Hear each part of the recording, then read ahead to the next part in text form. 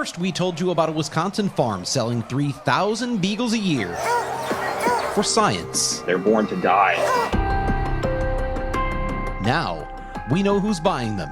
They send us animals that are very uniform, very little variation. This week on Open Record, we detail painful experiments. This is torture and it should be prohibited. And questionable oversight. The fox guarding the hen house. As a loyal customer comes to the defense of Ridgeland Farms. I know they're in a tough business. They know I'm in a tough business.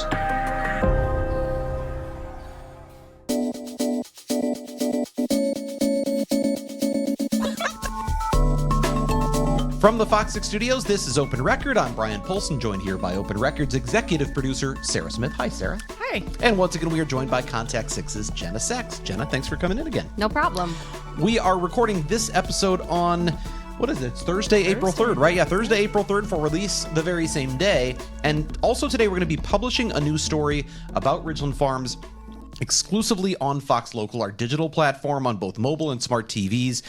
A Ridgeland whistleblower has given us new insight into what happens to the dogs that are born and raised at Ridgeland Farms, a dog breeder west of Madison. We're going to talk about some of the publicly funded experiments that we have uncovered, and we'll reveal Ridgeland Farms' 10 biggest customers, who's buying dogs from them and what they're doing with all those beagles after this. Okay, we are back on Open Record. Since we first talked about this commercial dog breeding operation 2 weeks ago, a lot has come to light.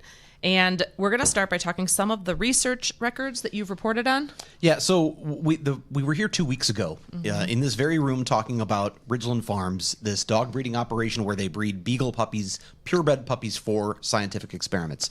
And a lot of controversy around that. There are groups that want to see them shut down, in particular because of some of the things they found going on inside.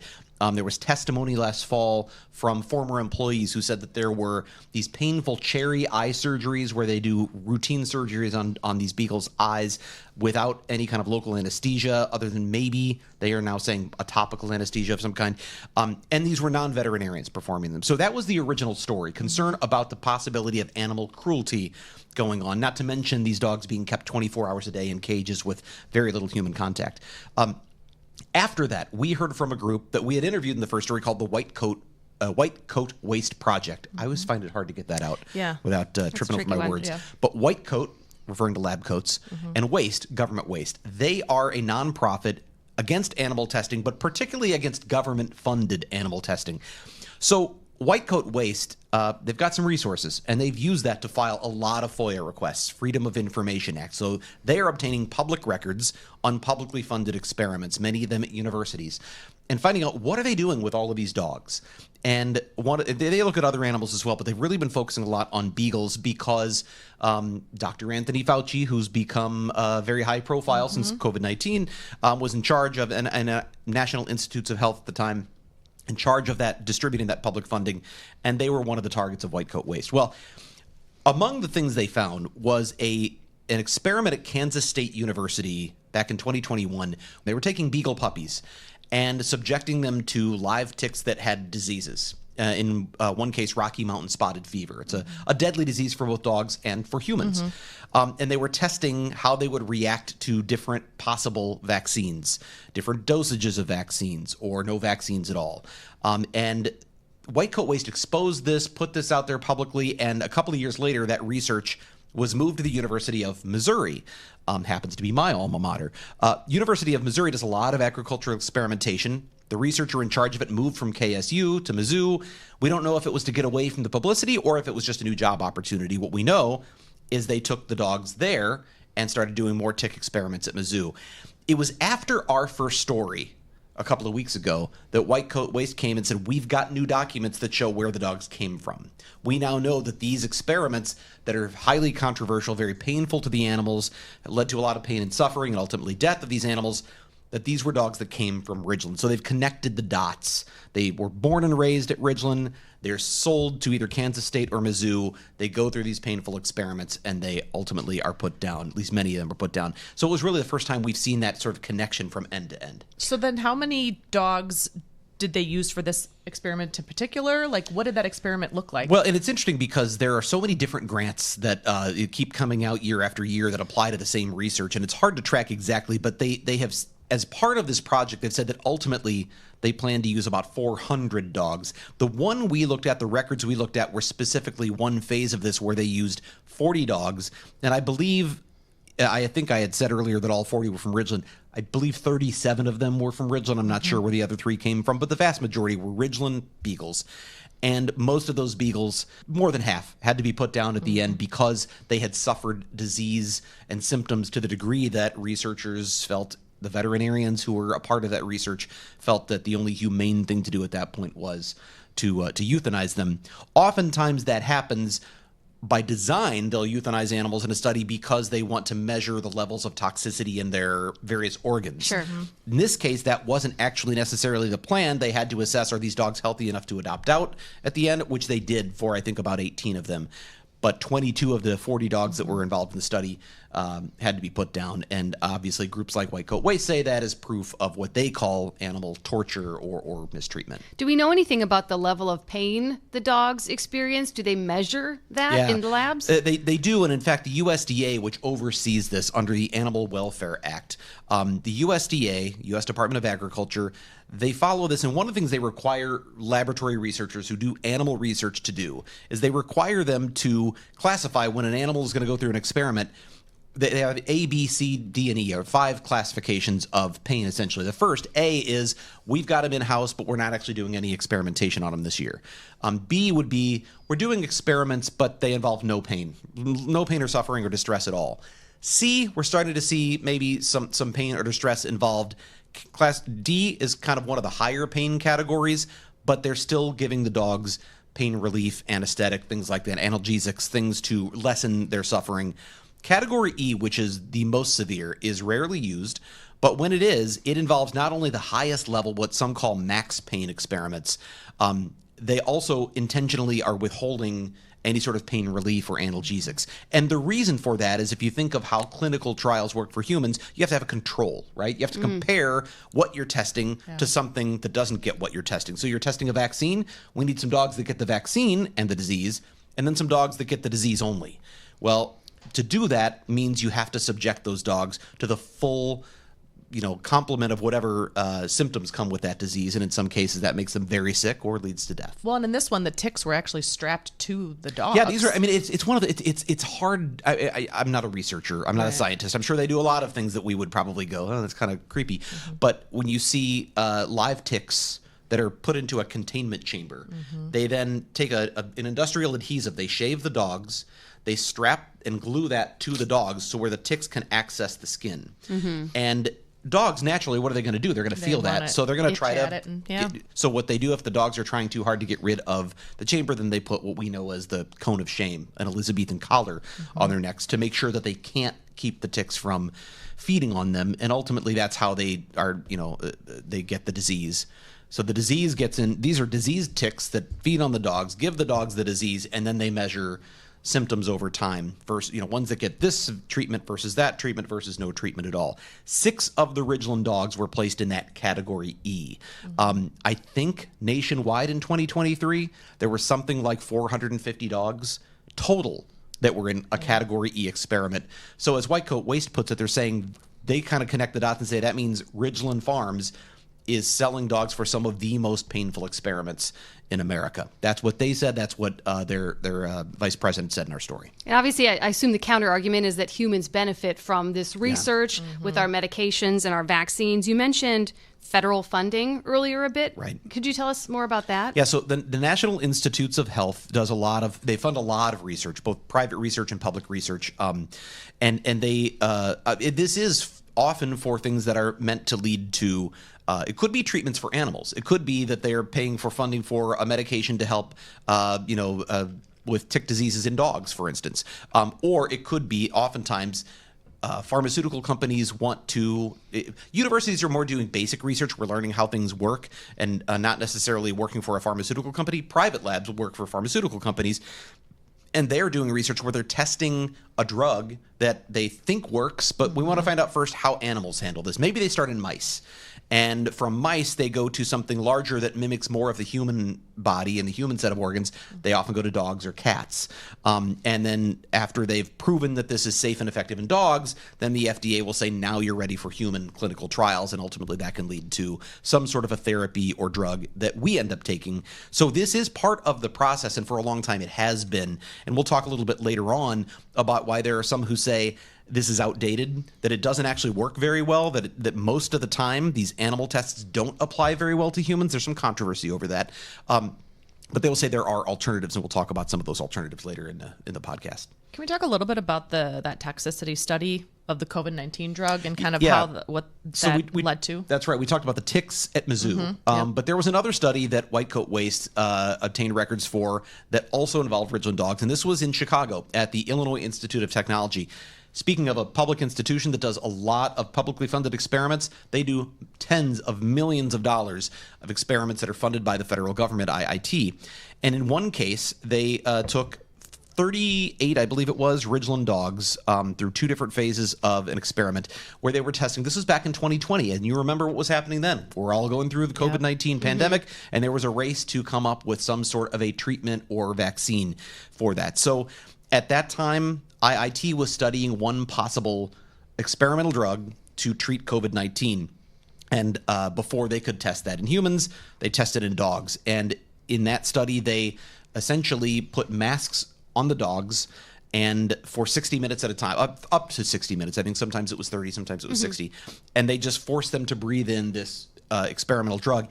But they did it at levels that were intended to measure the maximum toxicity, the maximum amount that they could withstand before their bodies, their organs would shut down or react poorly. And then at the end, they euthanized all the animals and harvested all of their organs, and then they measure the levels of toxicity. This is something that is typical. Also, again, it's very common in the process of getting to clinical trials, is they will test these things in animals to see. You don't want to get into humans and start giving humans a dose that the body can't handle. So they're sacrificing dogs instead of humans. And they would say, and we talked to one researcher here, Dr. David McCormick at IIT, who essentially put it this bluntly. He said he was speaking to one of the critics that we've had on this podcast, Rebecca Robinson of Dane for Dogs. He saw the podcast. He was going to do an interview with us, saw the podcast and canceled the interview. He felt that she was part of the reason. And he referred to her saying, what would she prefer? Some dogs die, or her sister or her mother or her daughter or herself from an untested drug? So his point of view was, it's dogs or us, and it's got to be one way or the other. I know the groups that are fighting on behalf of the dogs at Ridgeland Farms would say that's a false choice, that it doesn't have to be us or them, one or the other. But that is certainly what he views this as. It's either dogs or us. So these groups that are fighting for the rights of the dogs, they want to end government funding. That's their main goal. White Coat Waste's focus is on the government funding. They are doing a lot of testifying in D.C.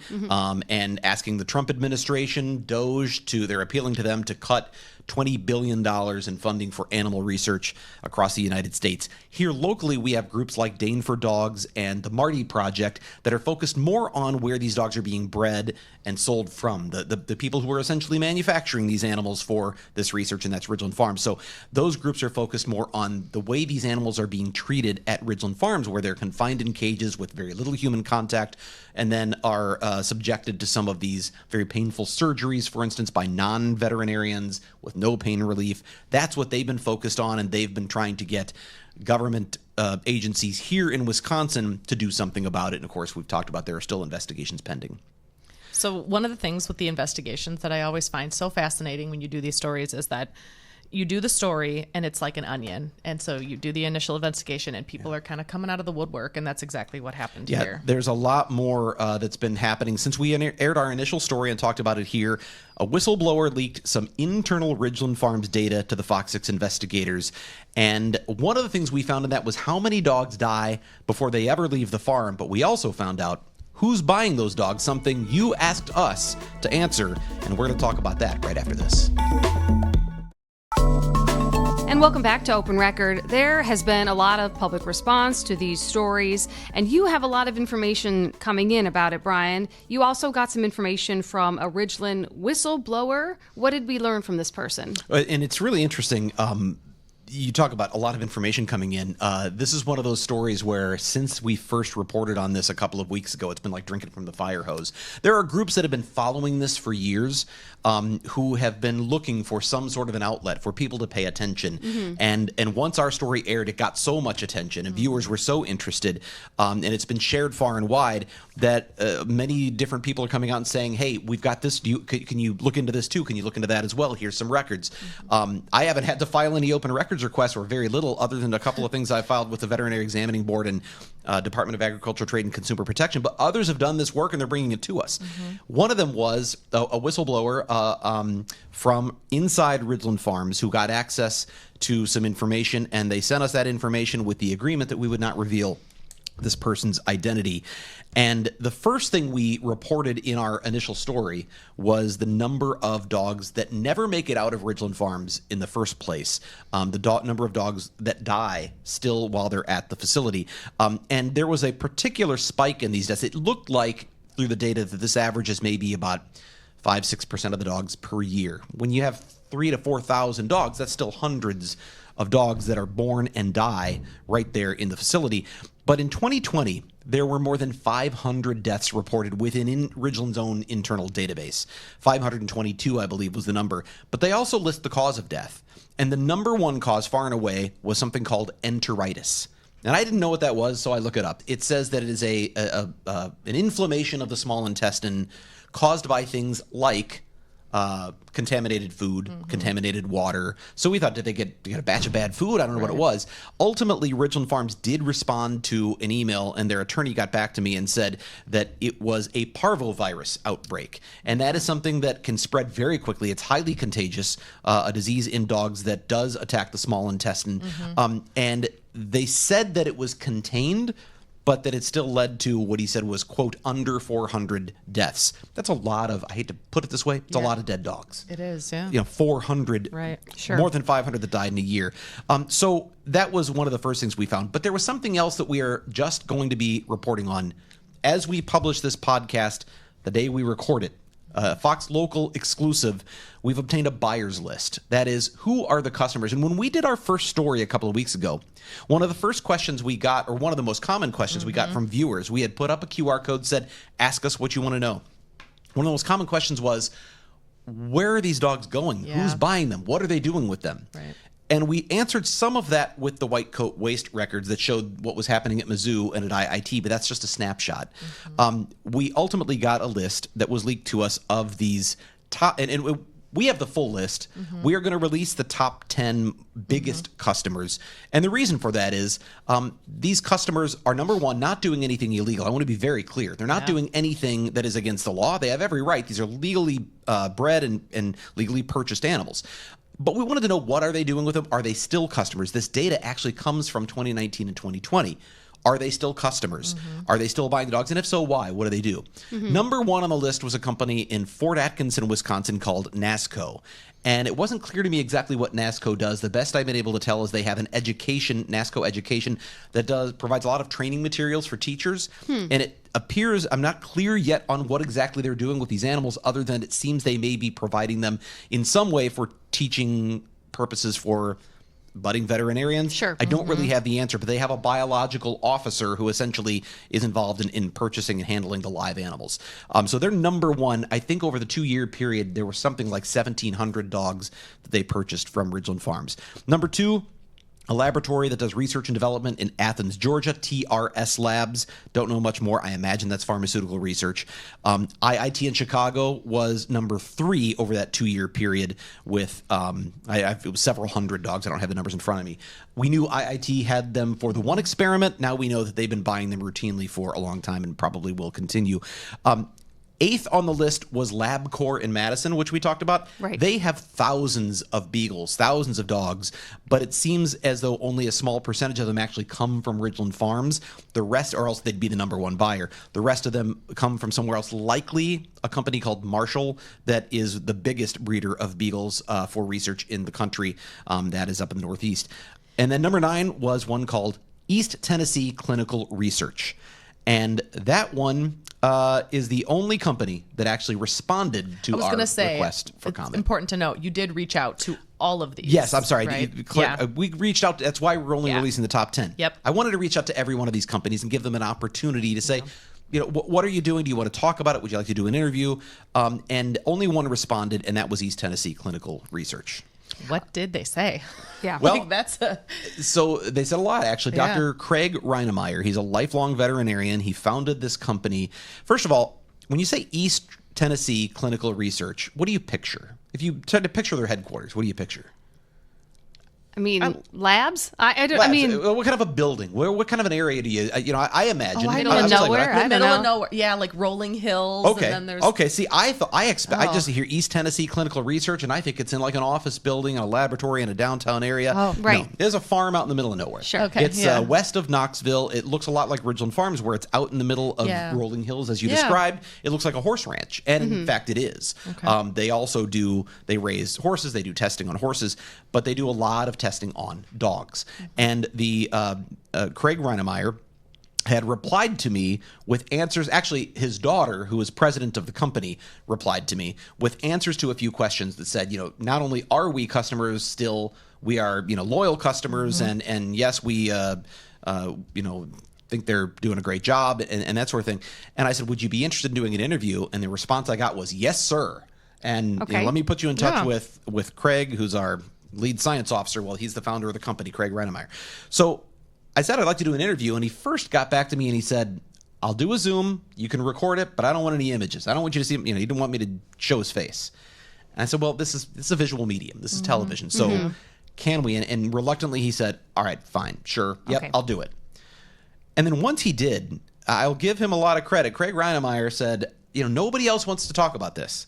And that's why nobody knows what we do. Right. I want people to understand what we do. So he talked about why they do testing for pharmaceutical companies. And he said, without giving us names, he said they are big name companies you would recognize.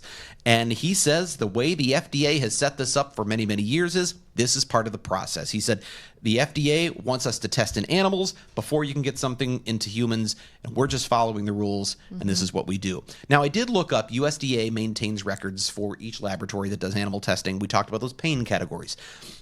For 2023, and actually most of the years I looked before that, East Tennessee Clinical Research lists their dogs in category B, which would be one of the lowest pain categories.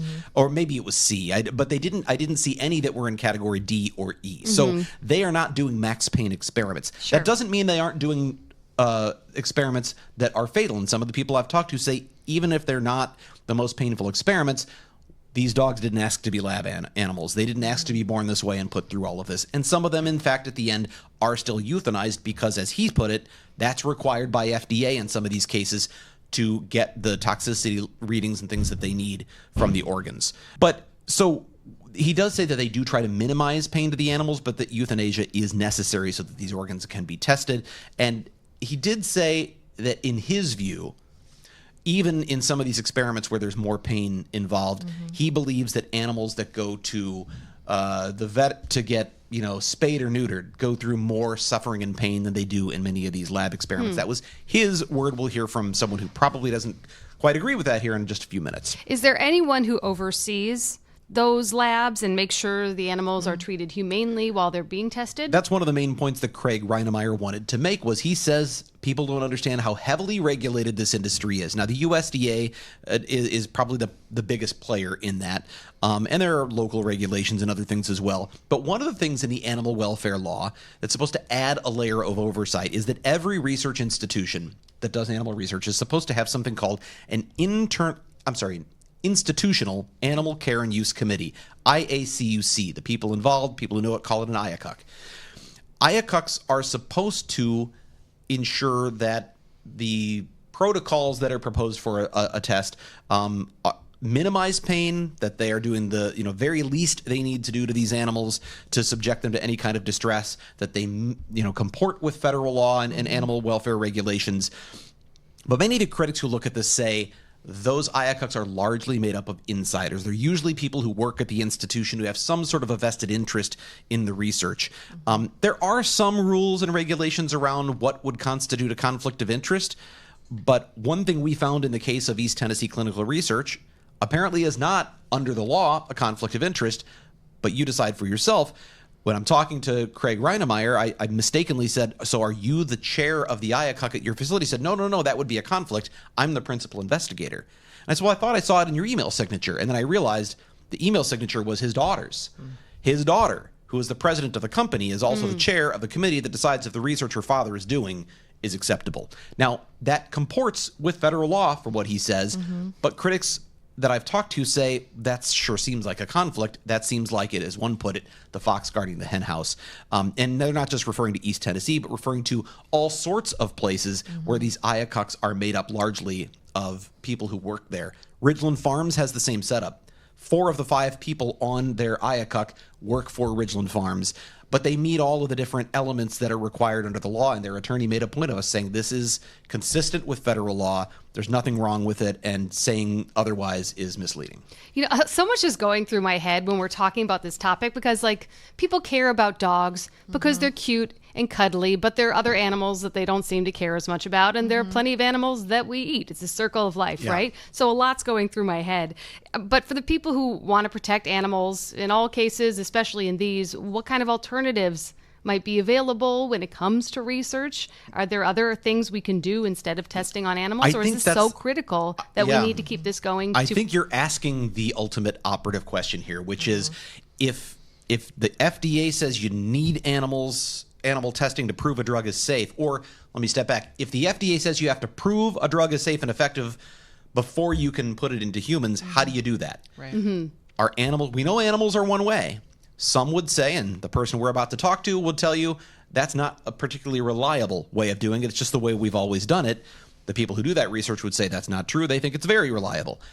But are there alternatives? And what are they? That's a perfect time for us to bring in Amy Van Artsen. She is co-founder of the Marty Project. She lives in Madison, Wisconsin, just a stone's throw from Ridgeland Farms. She's a beagle lover herself. We've had her on Fox 6 News, and we're going to have her here on Open Record when we come right back. And we are back on Open Record, and we are joined now by Amy Van Artsen, co-founder of the Marty Project. Amy, thank you for being here on Open Record. Thanks so much for having me. Let's just start real quick with what is the Marty Project? Where does that name come from? How did it get started? Yeah, absolutely. It's a great question. So I'll first talk about the name. The Marty Project is named after my co-founder's dog. His name was Marty. He actually was a dog that originally was born at Ridgeland Farms. He was experimented on for the first several years of his life out in a lab in Colorado. And then Ellie was able to adopt him from Wyoming. And so we named our nonprofit after Marty, just in terms of he means so much to us and I think really represents what we're doing. The whole goal of the Marty Project is to essentially promote public policy that supports the replacement of dogs for evidence-based alternatives. We talked to you, we met your beagle, Maggie, and talked to you for our first story. And you have, I think, maybe a little bit of an interesting insight that others don't, which is you are both a beagle lover who wants to see this kind of experimentation come to an end, but you are also someone who is involved in research at the University of Wisconsin-Madison. I know you don't speak for the university, I want to make that clear, but you've kind of got insight into both sides of this. Do you think that gives you a little bit of an unusual or a unique perspective? Yeah, I absolutely do. I feel really fortunate to be able to have both identities. And just some of the experiences I've had, I think to be able to speak as a scientist have been really helpful in making progress on the issue. I actually was really fortunate as an undergraduate student. I got involved in stem cell research right away. So I had just the opportunity of a lifetime to be part of the lab that actually discovered and pioneered stem cells, and then continue to work in stem cell research as a full-time researcher now. So before I ask you about some of the things I have planned, you listened into some of our podcasts so far. Was there anything that as you listened, you went, boy, I really have something to say about that, or I'd like to add to that? What stood out to you? Yeah, for sure. I think just in talking about both sides of the issue, I think the folks that are really advocating so that we need dog experimentation, particularly for the progress for human relevant research, I just heavily disagree with. I think we have so many better alternative methods that are actually human relevant. And so I'd love to talk about that a little bit more. And just the technology that has come so far. And I'm a little confused in terms of why the FDA hasn't actually fully adopted those policies. And so just really looking to kind of promote that work. Could you go into more detail about these alternative methods? I'm really curious what those could be. Yeah. Absolutely. So I kind of think of there being as three main categories to these alternative methods. One is in vitro work. And so essentially that can look like having cell culture. Typically this is like 2D models. And so we often think about having cells that are plated just in different wells. And that also would include organ chips, which I can talk about in a little more depth too. The second would be more kind of traditional in vivo models. To some degree, this includes organoids. These are kind of this middle territory. Or organoids are 3D structures that are still composed of cells. And they do a great job of mimicking different organs as well. They're more sophisticated and complicated. A lot of the work that we need to be able to do for drug development can be done kind of primarily in a 2D system. And then the third one is essentially kind of computational modeling and using like AI to work. This is the one I actually know the least about, but I think actually has so much potential to really revolutionize, the drug development industry in terms of being able to really data gather. There's just so much information we can get from these systems. So I have to ask, because I go back to something, you use some terms and they're science terms, and I'm not, I'm a smart guy, but I don't know biology much at all. So in vitro, and I had to look this up, I didn't know that it actually means, like it through Latin, it means in glass. So petri dish, right? Is that what in vitro means effectively? Yeah, basically it just means kind of outside of the body, right? So kind of taking these kind of outside of the body, doing these more assay development style experiments. And so that's actually a lot of what my work is. And then you said in vivo, but what is explain to me again what that one is. That's the 3D you said, but I didn't quite grasp what that meant. Yeah, so typically we think of in vivo as being kind of in the body. And so this is actually where, drug development companies will typically use, dogs or other rodents as well. And so that's kind of, I think, one of the bigger questions is how do we actually replace that? And so organoids, these 3D structures that have been created using human cells, I think these are kind of the replacement for kind of more traditional dog testing. But I do actually think a lot of the work can come from these 2D structures that are, they're less expensive, they're easier to use. And I think they're just more accessible as well. You said that in the 2D structure, organ on a chip. We've seen that one image that I keep seeing, but I don't know much about what is an organ on a chip and how does that work?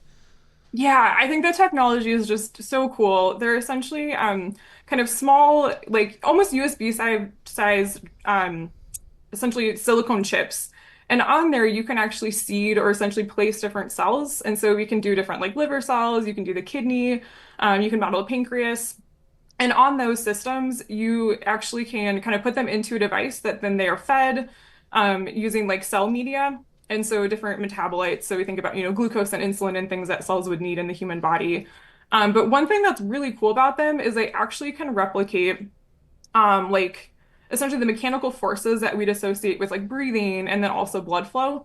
And so they are really quite sophisticated for being a 2D system, and they're quite accessible too. There's actually a lot of biotech companies that have these models that essentially they can just be for purchase.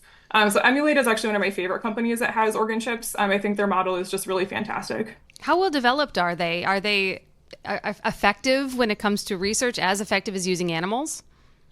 I would actually argue more effective, particularly for the purposes of drug development. So Emulate actually particularly has put out some studies. One was in Nature Communications, essentially showing the validation that their organ chips far way the kind of comparing with animal models. And so the technology I think it's really there and it's been validated.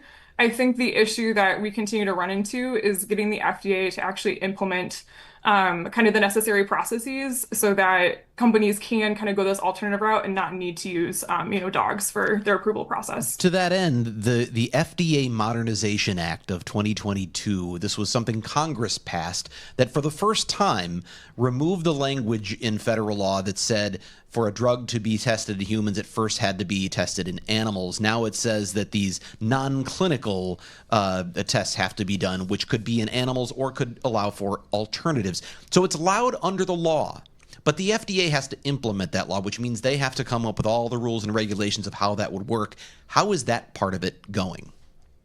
Yeah, I think unfortunately there really hasn't been any progress. So the FDA Modernization Act 2.0 was implemented in 2022, and that Congress essentially authorized the FDA to use these alternative methods. And then unfortunately, I mean, quite disappointingly, the FDA has actually failed to validate these alternative methods. And so there really isn't a process. And I think that has really discouraged, pharmaceutical companies from actually pursuing these alternative paths because they're still being asked to use kind of the traditional methods that have been done for, decades. There's yeah, sorry, go go ahead. ahead. No. Well, then there's like an FDA 3.0, right? So then that's proposed. So what would that do? How is that different than the 2.0?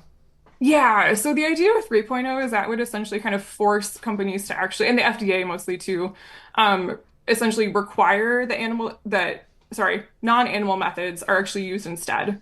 And so really to eliminate the testing that has been done using dogs. Unfortunately, that hasn't actually passed yet, and so there has been progress there, but it has not been passed. So that effort is to take what's already been done and take it a step further. You've now allowed for non-alternative methods, but it's not really happening to the degree you'd like to see. And you're saying this would take it that step further. It would actually require it. Would it require it in all cases, or just in some cases, or what does it say in that act? That's a great question. I think it would generally require it. I don't think it's quite a full all cases, but I think it would at least eliminate, animal testing. And essentially, what it really does is require the FDA to actually put forward these processes that are currently lacking, and so ensuring that companies can use these alternative methods. Amy, you've talked. What's interesting, I think, about the Marty Project, we've talked to so many different groups, and each has sort of maybe their own lane in interest in this. For White Coat Waste, it's federal funding. For Dane for Dogs, they're really focused on Ridgeland Farms and testing in Dane County. For the Marty Project, you've talked about actually wanting to work with the companies that do this research. Although you have clearly, I don't want to put words in your mouth from what we've talked about, you clearly have concerns about what's going on at Ridgeland Farms and some of the things that have been happening there in terms of the cherry eye surgeries, and that you want to work with the researchers to move toward these alternative methods? Yeah, absolutely. And I think that is one thing that makes the Marty Project different is that we do really want to partner with these companies that historically have been stuck in this bigger system. And so, the FDA is kind of really who I would argue is the root of the problem in terms of they're the ones that have kind of put these policies into place. Whereas the pharmaceutical companies, I think they've been kind of in a difficult spot in some ways. And so really inviting them to join us to actually kind of lobby the FDA to get these processes in place so that alternative methods can be used. And I will also say that, there are companies that are actually already really pushing back on the FDA. So Vanda Pharmaceuticals actually sued the FDA for requiring them to do additional, dog studies that they didn't think were necessary. And so there's already a lot of, I think, companies are really kind of starting to speak out about this. And I think there's general support for moving forward with these alternative methods. I just read a paper actually from Merck scientists, and they actually kind of talked about, what they feel like we need to have in terms of being able to move forward and that technology. And so there's a lot of discussion happening, and so we really want to rally, these different companies to actually partner with us to be able to change the system. I want to round it out with one thing, and this is something we're going to be reporting at the end of the story that's exclusively on Fox Local. Craig Reinemeyer, who was the researcher at East Tennessee Clinical Research, he had sent a 2-page letter to the Veterinary Examining Board that was looking to potentially suspend the license of the lead veterinarian at Ridgeland Farms, Dr. Rich Van Dommelen. Your organization, the Marty Project, actually put out a call for public comment. Hey, the Veterinary Examining Board wants to hear from you. And actually, Dr. Reinemeyer at ETCR, he submitted a 2-page letter to the Veterinary Examining Board in defense of Ridgeland Farms. I asked him for a copy of that letter. He sent me just the first page, and he said the second page wasn't really relevant to our discussion. Of course, that made me naturally pretty curious. What's on page 2? So I requested the public record from Department of Agricultural Trade and Consumer Protection, and late yesterday I got it. And what it says on page 2, effectively, is that he doesn't think those cherry eye surgeries are all that bad. In fact, he doesn't think they constitute animal cruelty at all. He believes the topical anesthesia they claimed they used was plenty and that there's nothing wrong with it. And I just wonder, knowing how closely you followed this, first of all, what do you make of those comments? And secondly, the idea that he kind of withheld that page from us and I had to get it through open records. Yeah, I mean, I think reading his whole letter too, I think was, really kind of confusing, and it was hard to read. I think his perspective is obviously very different, and I do think actually, having seen other buyers that have already cut ties with Ridgeland, I am surprised that he continues to show so much support. Regarding the cherry eye surgeries, I think, having seen, whistleblowers on the stage shaking as they gave testimony, talking about how terrible it was to see these dogs crying out in pain. No pain medications were used. It's beyond upsetting that, these are kind of his views about it. I just can't imagine subjecting, my dog Maggie to anything like this. And I regarding that he wasn't willing to share the second page of the letter, I think is, just very telling, of that, maybe he's realizing that, this is not a popular opinion. I don't think the public is going to support his views on that, just given how egregious they are. Anything else you guys have to add? Well, Yeah. just I think in talking about all these other alternative methods, and you obviously went into detail about all of them. Some of the people that Brian has talked to say, oh, this whole alternative method stuff is 10 years away. Yeah. One person even said a whole generation that's how far we are away from being able to use exclusively alternative methods as opposed to testing on animals. What do you say? Yeah, and I think those questions also kind of imply that the current system is working really well. And it just is not, right? I think when we think about, drug development specifically, less than like one drug out of 10 actually kind of makes it past kind of this initial like preclinical testing. And with that, once we get into actually doing human testing, about 30% of those drugs then will fail because of toxicity related complications. And so I do really think these alternative methods far outcompete kind of the traditional animal testing that has been done. I really believe that the issue currently is much more of an implementation and dissemination issue. And so that can be addressed by the FDA, essentially putting clear processes in place so that these alternative methods can actually be used. Well, Amy Van Artsen, the Marty Project, thank you so much for being here on Open Record. I know we're going to be talking again, I'm sure, because this is an issue that's not going away anytime soon. There are still multiple investigations that are pending into Ridgeland Farms, and of course, the larger issue of non-alternative methods to animal testing is something that'll be around for a while. So, Amy, thank you for being here. Thanks for having me. And we will go off the record when we come right back. And it's time for us to go off the record. This is the part of the podcast where we get a little more casual and have a little fun by answering a question for which we have not prepared, and Sarah's got it again this week. Before we get started, Tim, can you hit that timer? Sorry, I just want to make sure, otherwise I will talk us right into having to edit stuff out. Okay, so Brian, you were about to jet set on a delightful vacation, which made me think of this question. And I'm wondering, I'm taking Southwest Airlines to Florida, but yes, okay, whatever. So there, I don't know if you guys have heard about this. Like, how early, I guess, do you plan to get to the airport? That's a great question, because I've got to think of that pretty quickly. But I think for an early, I go like an hour and a half. I know they say 2, but I think 2's usually too much. Are you checking a bag? 1. Yes. Okay. So have you? Because I got these tickets when bags still flew free. Hey, so anyway. Get it in. Okay. Yeah. So have you guys heard about this thing? It's what's called an airport theory, and it took off on TikTok like bananas, like 400 million views. These videos. The theory was that you can and should arrive 15 minutes before your flight leaves to get through security and just basically is that because security will expedite you because they know that your flight is leaving? I don't know. Because they do sometimes say really? if there's I've a long never line. seen that. I've been in longer lines where they say if you've got a flight that's leaving at such and such, then they bump you up.